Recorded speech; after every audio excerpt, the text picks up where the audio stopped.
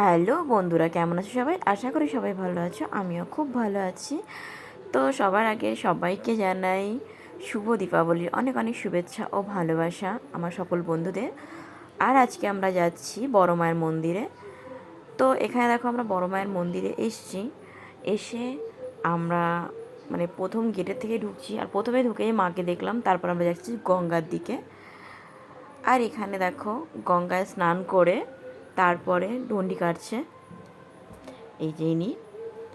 তো আর আমি তার সাথে রয়েছি। আর সত্যি কথা বলতে এই টাইমটাতে যখন আমরা এসেছি তখন অনেক ফাঁকা ছিল, মানে 11:30 সকালের দিকে প্রচুর ভিড় ছিল, বাট পরে ফাঁকা ছিল। আমরা খুব ভালোভাবে মানে মায়ের সামনে যেতে পেরেছি। আর এখানে দেখো ডন্ডি কাটা কমপ্লিট হয়ে গেছে। তারপরে আমরা গঙ্গায় চলে আসলাম আবার স্নান করতে। প্রচুর লোক হয়েছিল। আর সত্যি কথা বলতে বড় মার মন্দিরে পুজোর দিন আসার ভীষণ ইচ্ছে ছিল। তো বড় মা ডেকেছে বলেই হয়তো আসতে পেরেছি। তারপরে আমরা চলে আসলাম রাতের বেলাতে, কারণ আমরা দিনে চলে গেছি 2-2:30 নাগাদ। তারপর রাত এখন বাজে 9টা।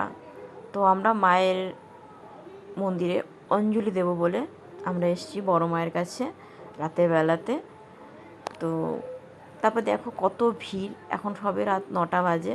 আমরা একটু আগে আগে চলে এসেছি, নাহলে আমরা জায়গা পাবো না বলে সামনের দিকে। আর তার জন্য তো আমাকে দেখে কেমন লাগছে অবশ্যই সেটাও একটু কমেন্টে জানিয়ে দিও।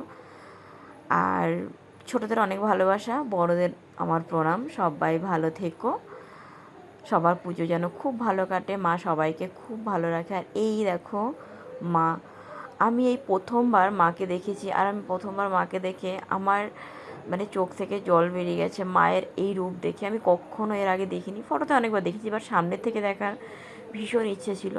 তো সেটা মা আজকে আমাকে মানে সেই রাস্তাটা করে দিয়েছে। মা আমাকে ডেকেছে বলেই আজকে মায়ের সামনে আমি আসতে পেরেছি। তো তোমরাও দেখো মাকে, কি অপরূপ দেখতে মা।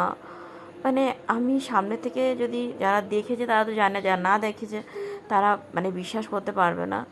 আমি দেখে তো মানে আমি মায়ের দিক থেকে আমার চোখ ফিরছিলই না। আর সত্যি বলছি এত ভালো লাগছিল মায়ের কাছে এসে, মানে কী বলবো, আমি কোনোদিন এটা স্বপ্নেও ভাবিনি। বাট সেটা হয়েছে, সবটাই মায়ের ইচ্ছে, তাই হয়তো হয়েছে। তো তোমরা যারা যারা আসোনি তারা অবশ্যই এসো।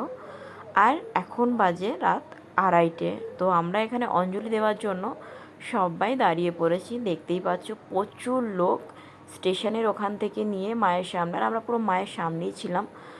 তো আমাদের অঞ্জলি দেওয়া কমপ্লিট হয়ে গেছে, আর এখন বাজে রাত 3:30। তো আমরা বেরিয়ে যাচ্ছি, আমাদের পুজো কমপ্লিট হয়ে গেছে। খুব সুন্দরভাবে পুজো দিয়েছি, আর একটুও মনে হয়নি যে আমাদের কষ্ট হচ্ছে বা কিছু। একদম মায়ের সামনে ছিলাম আমরা, মায়ের মুখ দেখে মানে দেখেছি। অনেকে তো মায়ের মুখ দেখতেই পায়নি, কিন্তু আমরা মায়ের সামনে ছিলাম। তো সবটাই মায়ের ইচ্ছে, মা না চাইলে কিচ্ছু হতো না।